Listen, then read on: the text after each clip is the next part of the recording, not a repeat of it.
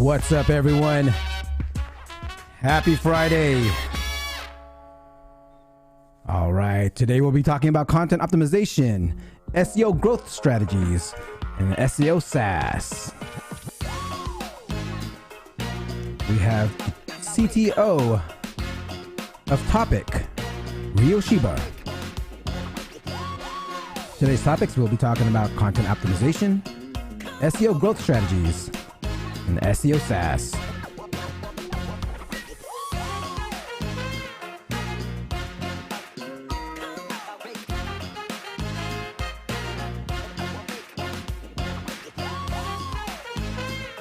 Don't be shy. Say hi in the live chat when you join and where you're from.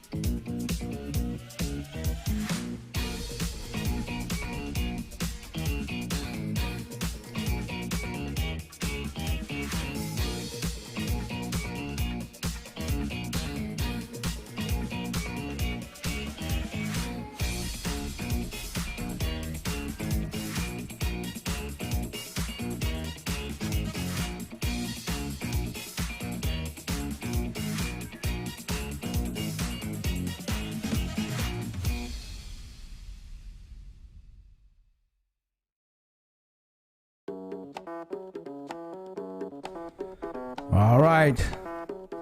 Who's ready? Happy Friday, guys.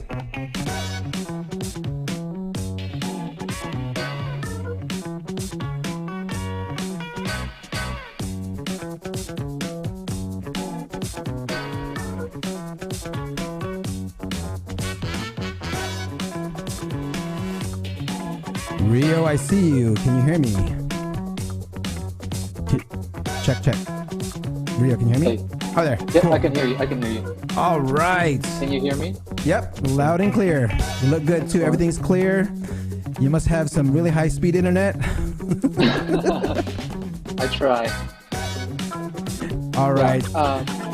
Dre, So- do you want me to go by Dre, or I saw that the official LinkedIn was Paul. Oh, I go by Dre. Yeah. Okay, yeah. cool. Yeah. I go by Dre. And so you seen the kind of maybe one of the shows or so where I kind of go through some news in the beginning? Yeah, you compile the videos. Yeah. And you go through the, and All right, then cool. do the intro, and then, yeah. All right, cool. So just, right from now until then, you could interact in the chat. There's people that's just talking, coming in. People are already saying hi to you in there. So, but if you do, Yeah. if you do join, when you do the chat, make sure you're on mute on that, on the YouTube part. Just put on mute because you're gonna be hearing us through here. Got it. Yeah. Yeah, you mean turn the volume down. Yeah. On Yeah. there. Okay. Yeah. All right. So I'm gonna go ahead and get other things set up here. All right, guys. We got less than 5 minutes to go. Don't be shy. Say hi. We have Shar from Las Vegas. Hey, We have FB091448. Hello.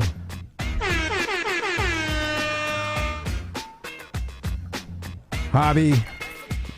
What's up, my man?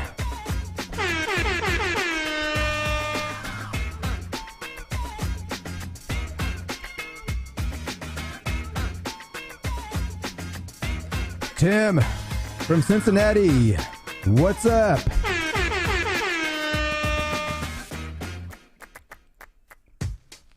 We have Ryo in the back room. He's in the live chat.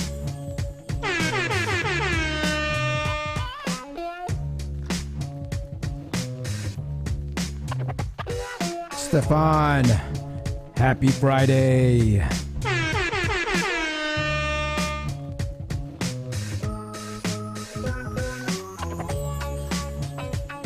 Hobby, I love SEO too. Latanya, hello, what's up?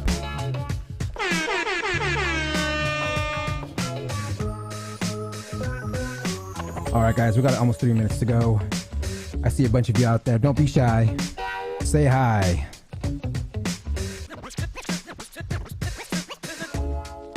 What's up, Freddie, my man? Happy Friday.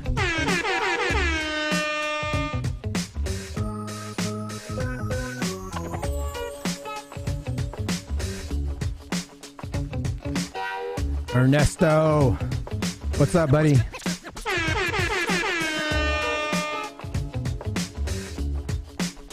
All right, today's topics: content optimization, SEO growth strategies, and SEO SaaS. Be sure to ask any questions you got on content optimization, growing your company with SEO, or if you want to start your own SaaS company. Ryo knows it all. All right.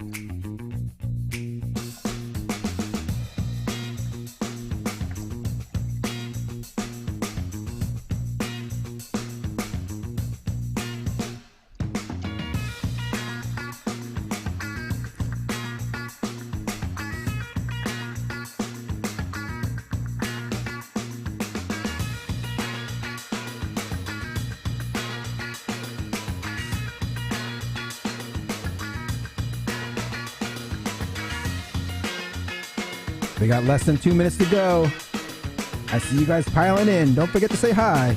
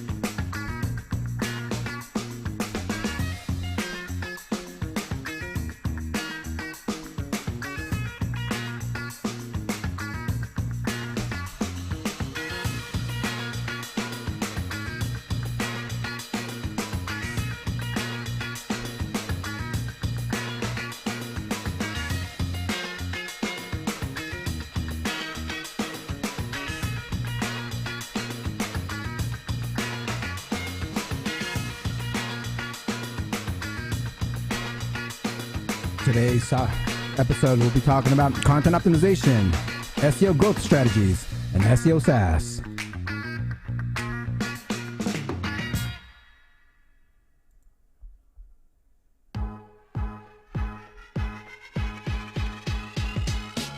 All right, we got 10 seconds to go.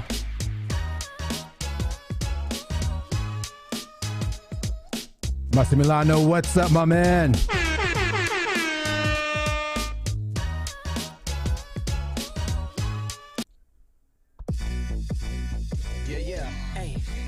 Started, no delay, let's work. Wanna see you be an SEO expert. Paul Andre De Vera, steady dropping knowledge. Over 15 years in the game, so he knows all about it. Master the art of SEO, you will be amazed. Time to get your brand off page to on page. Dropping knowledge, legendary for sure. Whether you're just getting started or self-employed entrepreneur. Yeah, let's go. Subscribe to the SEO video show.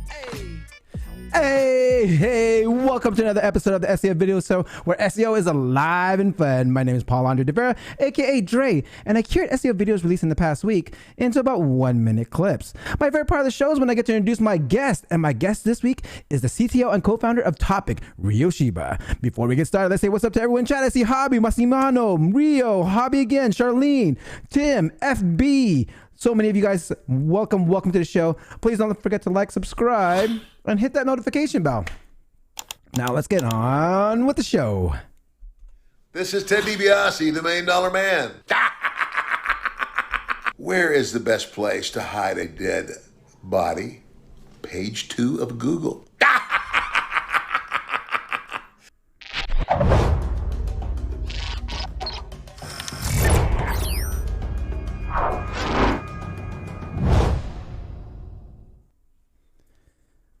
All right, let's start first off with Google. And Google Search Central, Jordan Mueller answers, does your website theme matter for SEO? Let's check it out. A theme determines a lot of things on a website, such as how content is displayed, including headings, text, images, and more.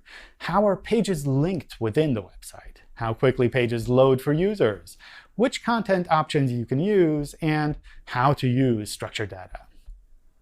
All of these items are important parts of a website, and they play a role for SEO.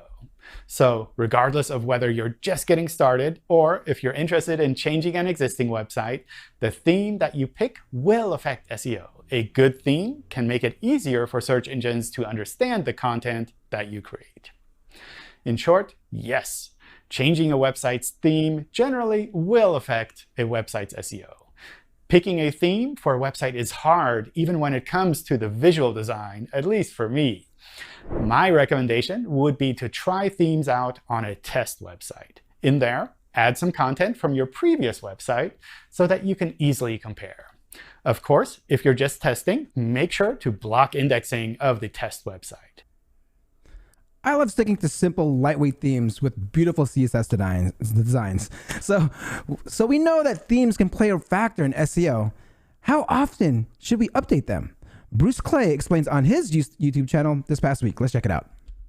As our own on search engine optimization, it may be appropriate to change that content monthly, quarterly, and certainly annually. And we've noticed that refreshing our page content does cause an increase in search visibility. It gets a freshness bump, if you will. Now let's talk about the website itself. How often should you update the templates and do a site redesign? Well, it appears that every 3 to 5 years is appropriate for updating the general look and feel because usability changes, and website conventions change too. It used to be all desktop focused, but now we are operating in a mobile-first environment for our sites, and voice search is changing things from there. So our advice is certainly yes, maintain your website and assume it is a burden. If you're going to get free traffic from organic rankings, the price you pay is to maintain accurate information on your website. This sounds about right. In my personal experience in the enterprise world, right? I mean, about 3 to 5 years. I'm curious, how often do you update your site designs? Leave a comment in the chat or comment below. As SEOs, we need to show off our great work, right? On Crawling Mondays, Aleyda Solis shares 2 questions to develop effective and impactful SEO reports. Let's check it out. What I will suggest is to ask 2 questions, right? Very basic questions that allow me to keep my SEO reports focused on what actually matters. Why is this important? If at some point you feel that, oh, should I include this? Should I not? Is this like important enough or not? Like, why this should matter for that particular person, not for you. For you, potentially it matters, but for the person that you will be presenting that report. And then on the other hand, now what? What do you want to achieve by informing about this, right? Like what do you expect from informing about this particular evolution or status of something? So it should be very, very clear, very specific, easy to understand, not for them to sort out the next step, but it should be you who should define these next steps, right? And as long as you do these 2 things, I will say that it matters, is important, included, right? And that is why this type of reports cannot be automated, because they will be context specific and should be very personalized based on your particular situation, the people who you are going to be reporting to, the particular stage of where you are in your SEO process. So we cannot expect that these are automatically generated by any tool. You can obtain the metrics in a very automated way if you configure them well, but the insights and the outcomes and the analysis, it should be you. A couple of tips I can add to reporting is constantly attaching a dollar amount to your metrics. I mean, this helps out a lot with getting budget and stuff like that. And also make it visual. Make it really visual so you can get your audience or the people in the room entertained. Julian Goldie posted a new video on his channel explaining the topical relevance. He has a little topical relevance 101. Let's check what he says. Let's say, for example, you have a website about bananas and you have 10 articles already published about bananas, and then you publish another 10 more. Every single piece of content that you publish on this particular topic is going to impact the rest of your content's rankings too, because the more you publish on a particular topic, like bananas, the more authority you signal, the more topical relevance your website has, and therefore it's going to boost not just that one single page that you publish, but the rest of your content on that particular topic too. So it's really important to keep publishing content regularly, to keep publishing on the same topic, and to focus on that one singular niche. It's like if I had a website about cats or dogs, and then I started publishing about NASA and flying to space, Google would see that and think, that's a bit weird. This website doesn't really have any authority on space, and therefore we shouldn't rank it highly on Google. And it's the same with your site. You have to focus on one particular topic. So when you're creating content, it's important not just to publish regularly, but to focus on that niche too. A great way to keep your writers on topic is by creating excellent content briefs. This brings me on to my favorite part of the show. Please ask questions in the live chat and I'll address them in the order that they receive. Please don't forget to like, subscribe, and hit that notification bell while I get things ready here.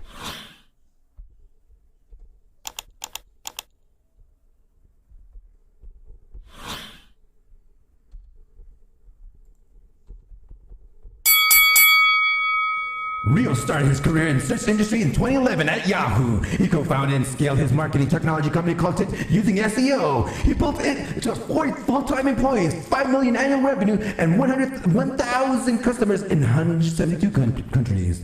In August of 2018, he sold Tint to FileStack for $30 million. He is passionate about building valuable products for the web, and today he's working on tools for content marketers and SEOs. Please welcome the CTO of Topic, Ryo Chiba.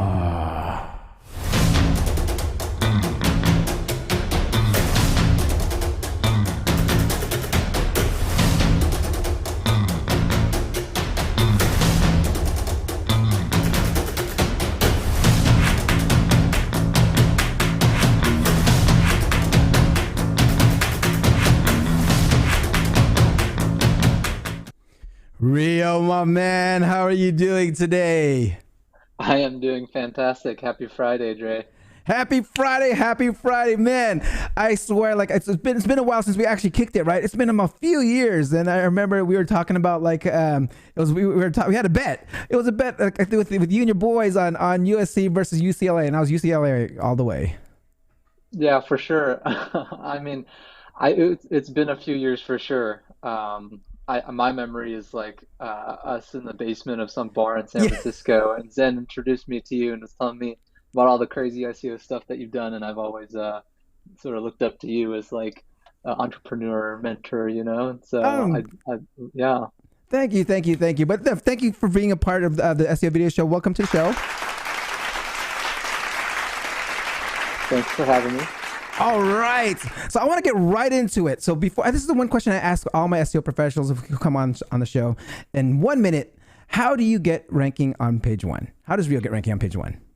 For me, it's all about figuring out an unfair advantage. Ultimately, SEO is a competitive game, a zero sum. Whoever gets to this top spot knocks somebody else down. And so it's about figuring out your own personal unfair advantage. And for me, that's engineering. I come from a product and engineering background. So a lot of the things I do are either building products to get on the first page or building free tools to help people and then using those to get on the first page because people love things that add value to them. And that's a unique thing that I can create to provide that. Love it. You dropped your first knowledge bomb, Ryo.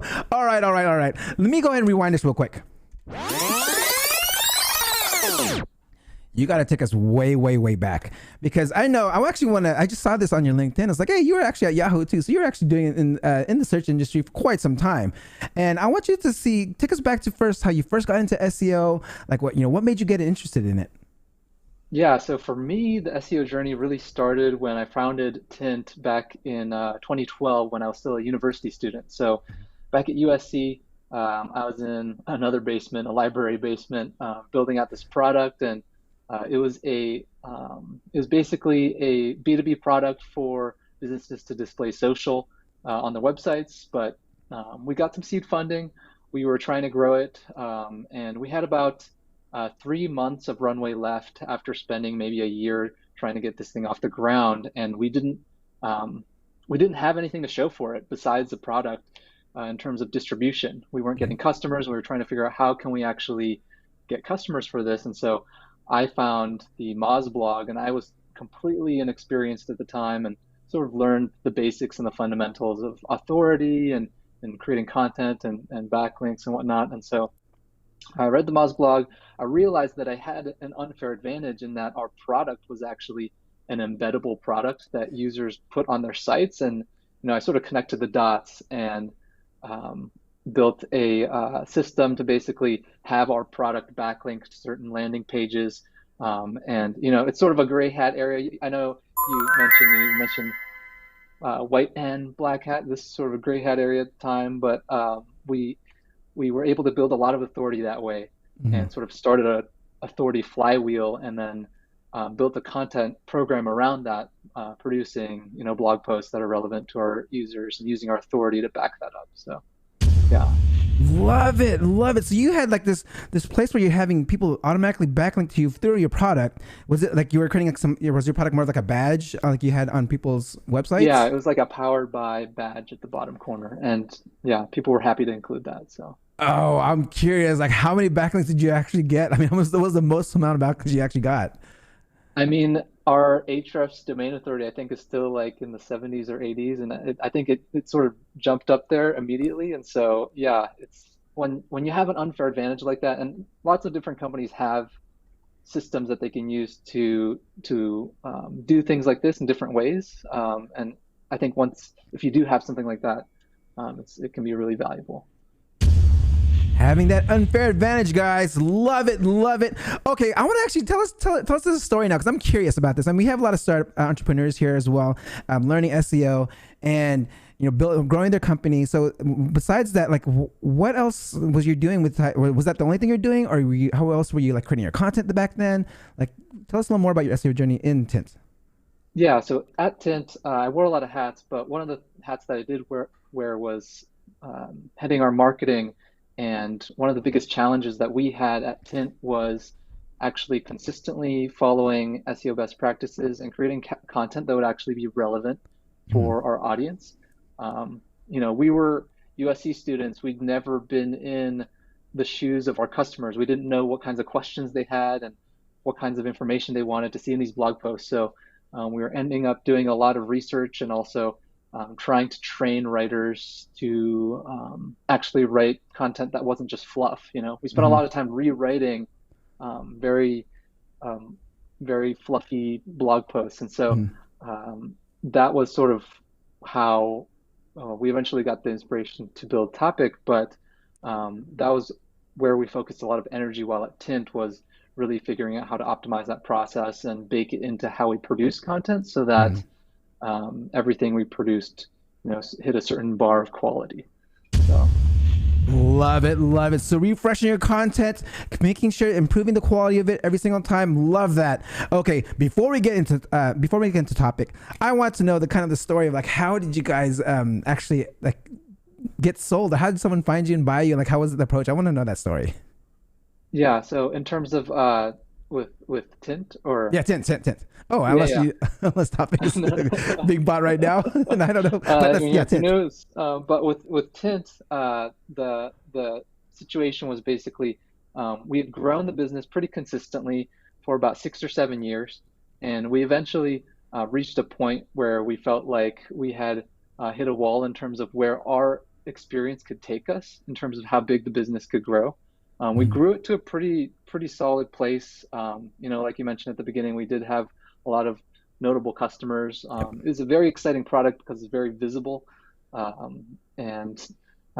we felt like, we wanted to try new projects and new ideas. And so we ended up looking for companies that or groups that essentially specialize in taking on companies from founders who want to pursue different ideas and let them run with it. And luckily, we found a great acquirer that is still to this day, pushing and selling and growing Tint without us. Love it. Yeah, that was some nice coin that you sold it there for, right? I mean, love it. And you're still an advisor there. You're still part of the team over there, and they're still helping it go until this day. Yeah, we're still keeping in touch with our team. And actually, right after we sold, they were our first guinea pig when we were developing our Topic product, which was trying to figure out what kind of pain points they were having, and we essentially extended that advisorship into a consulting agreement. Love it. All right, guys. I mean, your first customers and your first clients can be already people that have already bought something from you, right? All right, guys. All right, I'm going to take some comments right here. We have something from Zen. Zen goes, damn, 3 months of runway left. What a scrappy group of founders. Ryo is the unfair advantage. He is a connector and builder. All right. Thank you for that, Zen. Okay, I actually saw a couple questions come in, but before we do that, I want to go into Topic, because you were talking about like how you start a Topic from. I see this happening all the time within companies where they actually will start a company to solve a problem within another, within their current company. And that was like a guest a couple of weeks ago. And I kind of see the same thing here. You said like Topic was being developed because of the content that you're creating, and you saw the processes and you want to optimize it. So tell us the story of like how Topic was developed and like the technology behind it. And so like we can know a little more about it. Yeah, for sure. So with the purchase of Tint, we had that advisorship. Nick and I decided we wanted to explore the SEO/content marketing space because it's adjacent to our previous space. Previous space was social media marketing, so we would be able to still stay in the same rough persona group for the people that we were targeting, marketers. They might not be social media marketers, but they're sitting alongside them, the content marketers and SEOs. And so we started to do a lot of interviews with not only FileStack, the acquiring company, but also other companies that they put us in touch with to start to build a consulting portfolio of companies that we were consulting with. Then we started to figure out what were the parts of our work that ended up being the most painful. What could we build a product around? So the first product actually wasn't Topic. It was a product called Apparatus in the SEO A/B testing space. I don't know, Dre, if you've had anybody on the show yet who's been sort of in that A/B testing space, but it's an interesting one. Yeah. Apparatus. So is it still around, or did you sunset that? So we sunsetted that, but we ran into some challenges there. We were looking for basically a problem to solve. We're great builders, but the biggest challenge is figuring out the problem to solve, figuring out the distribution. So after we ended up pivoting from that and then moving on to Topic, because if we can't target SEOs, then we wanted to target the next logical group, which is the content marketers who are working very closely in conjunction with those SEOs. And so we were like, let's build some SEO software that content marketers can use. They might not be SEO experts, they might not be technical, but we want to get them the power of these SEO tools to help them do their job. Love it. I mean, I feel that you can still use that as a feature in Topic, having another additional feature. I mean, testing. I mean, were you testing? I mean, I don't know exactly what you're testing, but I know like other tools out there actually do testing like meta titles and meta descriptions and checking the click-through rate if they change it. Was that something like what the A/B testing that you were doing? Yeah, essentially it's very similar to that. So I know that you had Eric Sue on the show, and he has ClickFlow. It was sort of a similar product to ClickFlow, and even now we do get feature requests for that kind of functionality, and we actually do refer people to ClickFlow. They're like, hey, they'd be better. But we do have it on our in the back of our minds that could be something that we could potentially pursue. Yeah. Love it. Showing love to the community. Love that. Love that. Okay. I want to go into the actual technology of Topic right here. Because I mean, you were talking about other tools here. I mean, I know even on your website, you compare yourself to like Phrase, Surfer, Market Muse. Like, so like, what is like the technology behind Topic, and like how is it like different from those and like ClearScope and those type of tools?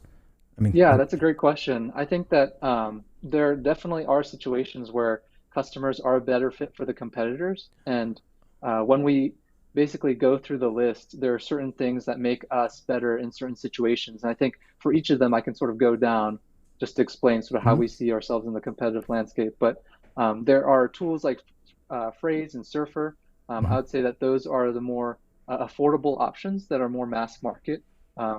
Very great for individual bloggers, people who are starting out, because of their price point. The trade-off there is that the quality of the recommendations that you get back are going to be a little bit lower because of the underlying technologies they use, and just because they have to scale to so many people. And so I would say our recommendations are better than those kinds of tools. And in the other tier are companies like us, ClearScope and MarketMuse, who have spent a lot of time developing our underlying topic modeling. And I know somebody in the comments mentioned, how does our underlying technology work? Unfortunately, I can't go into our secret sauce, but what I can say is that compared to ClearScope, our main differentiator is that content research part, where people are, if you want to do research and help speed up the process of creating new content, we're a better fit. And with the MarketMuse, the main difference is they're a better fit for larger enterprises. They have like a really big suite, you know, like Bright Edge, or they're like an enterprise level product. And so for sort of a medium-sized business, it's sort of overkill. And so that's where we fit in, is that we're an easier to use version, basically, of the core features of MarketMuse. Love it. All right. I know. I mean, I think I watched. We're watching some of your videos here and on the product, and you did mention like you do look at the top 30 like results on there, right? And when you analyze all that stuff on the SERPs. I mean, without giving any other stuff away, like, is there any other differentiate like technologies? Like, I know everyone uses GP3, right? Like that GPT-3. Is that right? Yeah. So like. We use IBM Watson, we use Google NLP.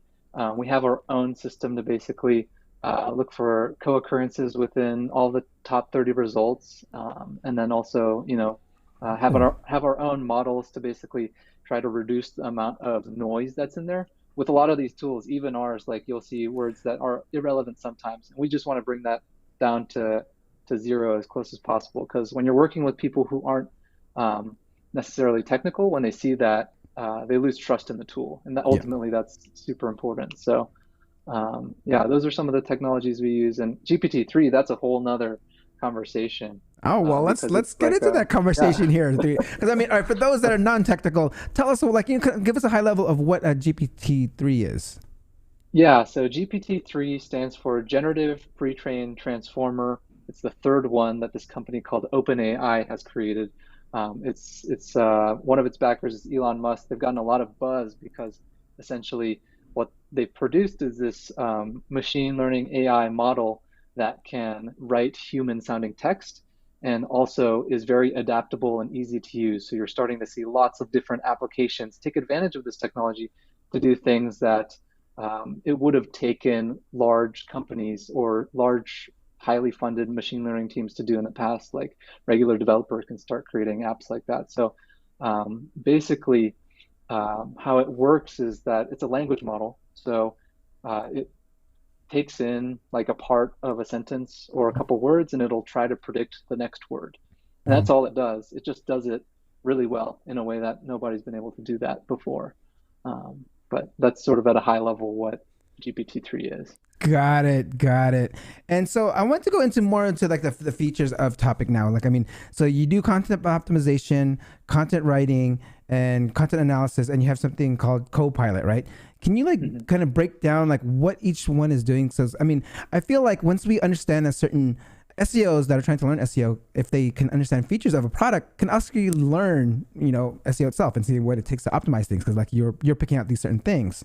So I would love to know like a little more about the features or the solutions that you have within Topic. Like, first, let's start with content optimization. Yeah. So content optimization in our mind starts even before you get back the first draft. It starts out with figuring out what your audience wants to learn about so that you can structure the article before you start writing or hand it off to a writer. And so one of the core parts of our product is our content brief, which includes a content research section. And basically, it allows users to quickly skim through the top ranking articles, identify patterns in what they're covering, and then quickly curate an outline that can be handed off to a writer. And so most SEO teams are doing this manually, either by opening up all the articles by hand and sort of skimming through them, and they have their own process for it.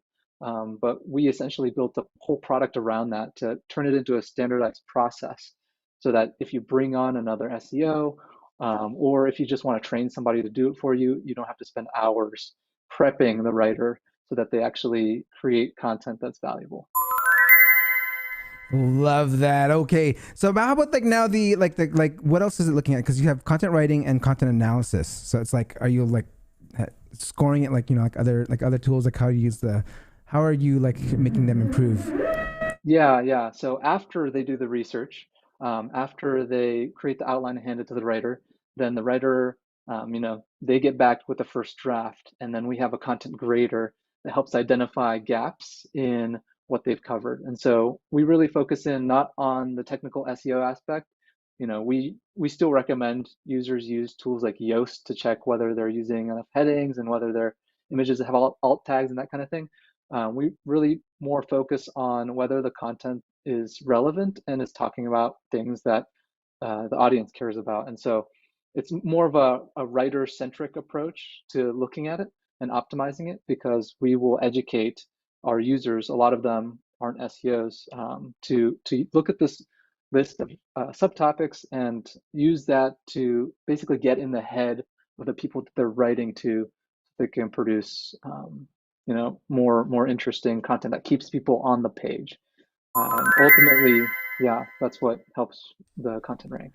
All right. How about the last part, like the co-pilot? What's that about? Because I think that's new, right? Yeah. So the co-pilot feature, which is still in beta that we're still building out, is essentially taking that GPT-3 model that I talked about earlier and then integrating it into the writing experience, so that if you are trying to rapidly produce high quality content, it can help brainstorm ideas for introductions, write frequently asked questions for you, or even take a heading and start writing about it. And so basically, we see the future of content production going in that direction, is basically having it machine assisted, sort of similar to how driving is going.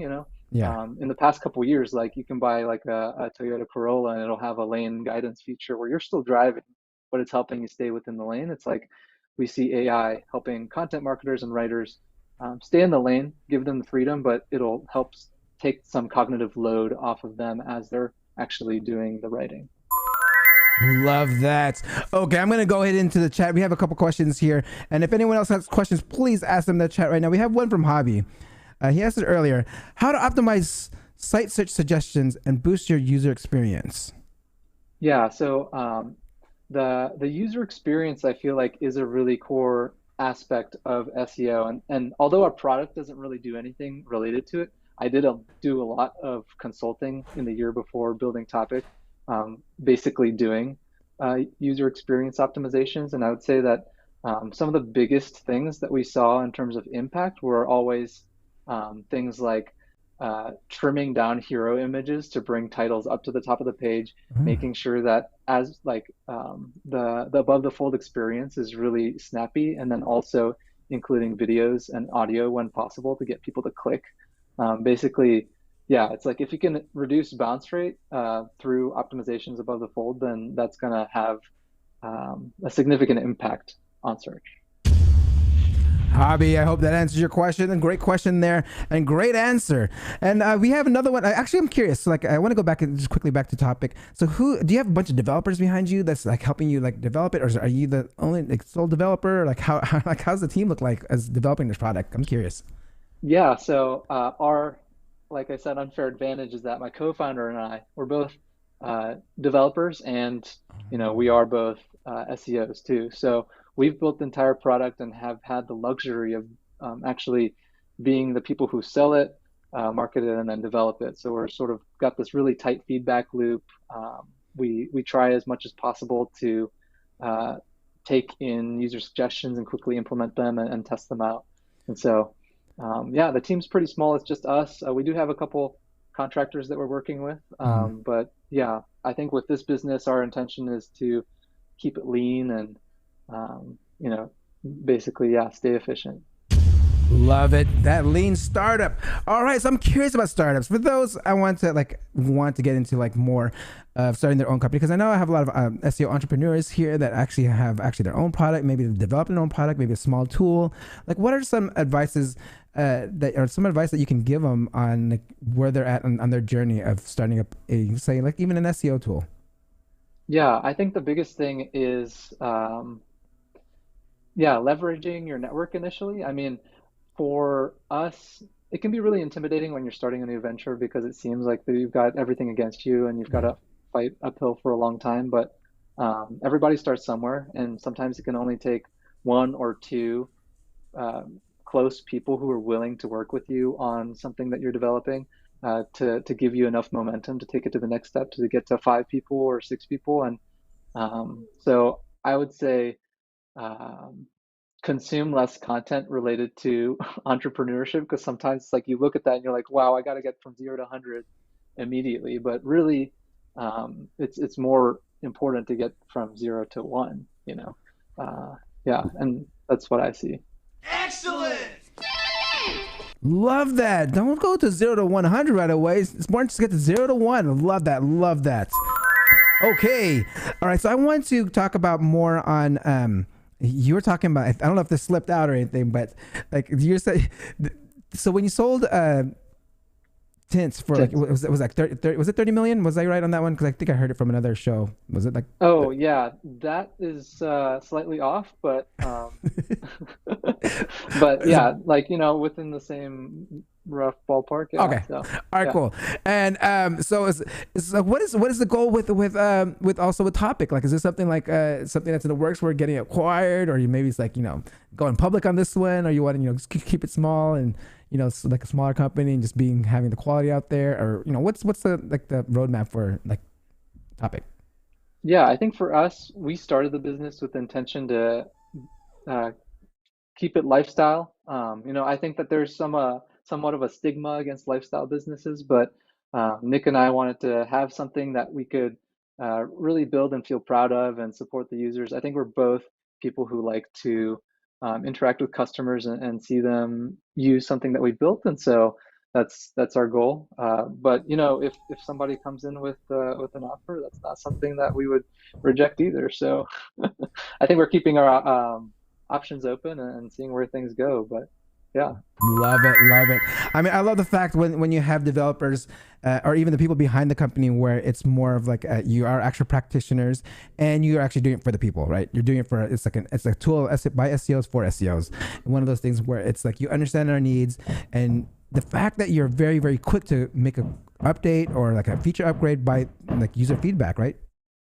Yeah, exactly. It's, as developers, it's exciting to like have full control over what you're working on and then push that out so quickly and see people use it. Love it. All right, guys, go ahead and please ask your questions in the live chats. I'm coming close to my last few questions here. But before I do that, let me see here. We got this. We have one. I saw one come in. We have, let's see here. Good questions. Excited. Ryo, how to optimize user experience. Oh, we actually had one from Hobby again. Hobby. How to optimize site search suggestions for old movies reviews like Prime Video Utopia. That's an interesting one. You know, I feel like I have never optimized for an old movie review, but my process would probably be similar to how I do it with other keywords, which is to really dig into what's showing up at the top results. And one thing that I also like to do is look at results with low domain authority that are showing up for that result, and then see what are they doing differently. You know, because I'd imagine something like Prime Video Utopia, you're going to obviously see like the actual video and maybe like IMDb and other sites like that, but there are probably going to be a couple like niche blogs that are showing up. And so that those are the ones that you want to be looking at because they're the ones who are fighting the hardest to get to the top spot. I actually didn't think of that. So if you want to look at competitors, look at the ones with the lowest authority and see what they're doing, because then you can easily outrank them. Nice. Great advice there. Okay, we have one from Stefan. Who provided most input for topics creation? The marketers, the developers, or the users? Yeah, I think to start off, well, in our case, our users are marketers. So those are sort of all in one group. But when you're starting a product, as somebody who isn't your customer, we're not our customer. We had to make a couple logical leaps of faith to see whether our product would actually be useful in the way that we're conceptualizing it in our minds. And so in the beginning, it was more skewed towards us as developers.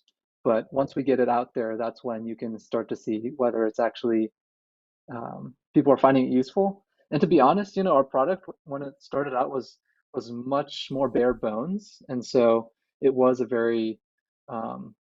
journey to get to where we are now in terms of our product.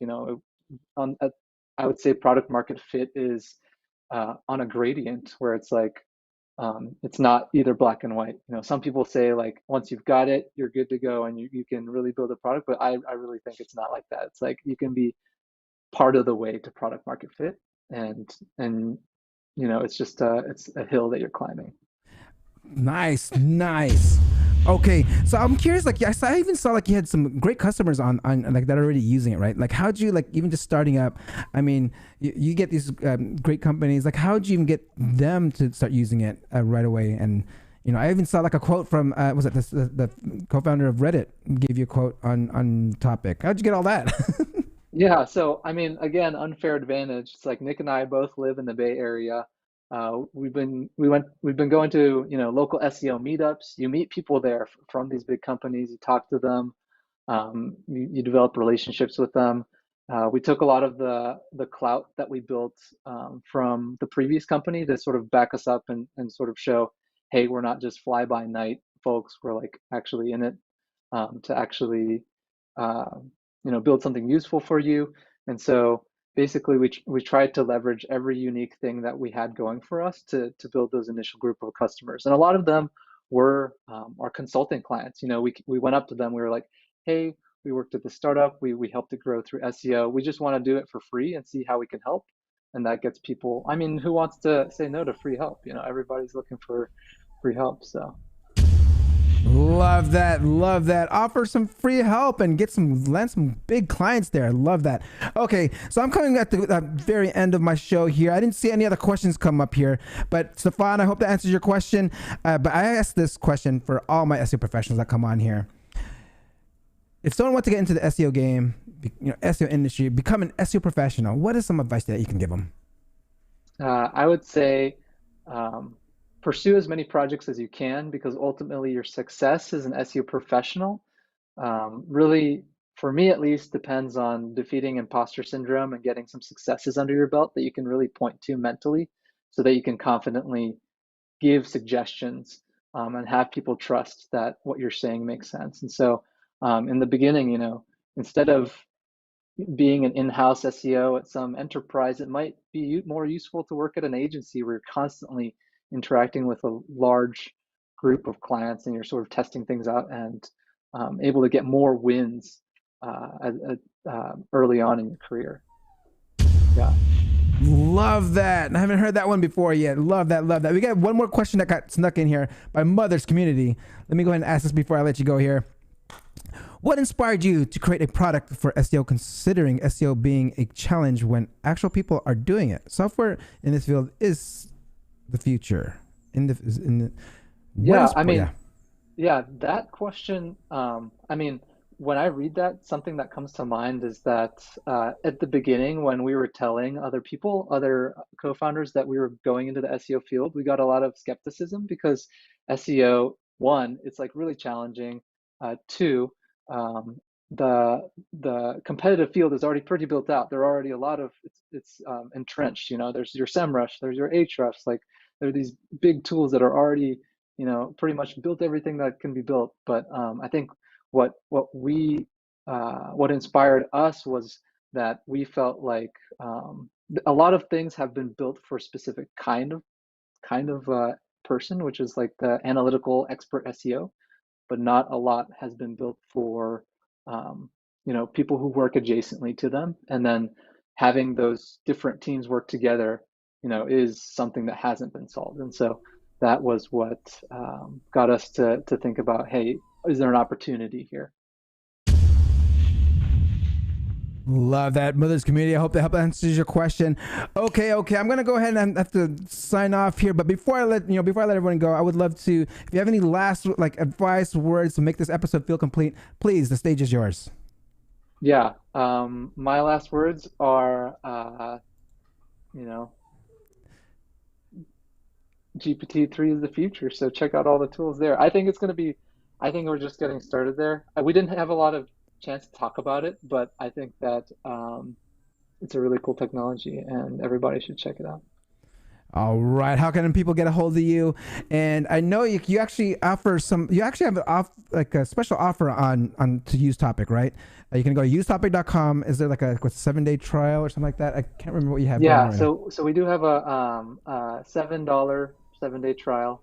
Our product can be found at usetopic.com, and yeah, that's where you can find me and the company.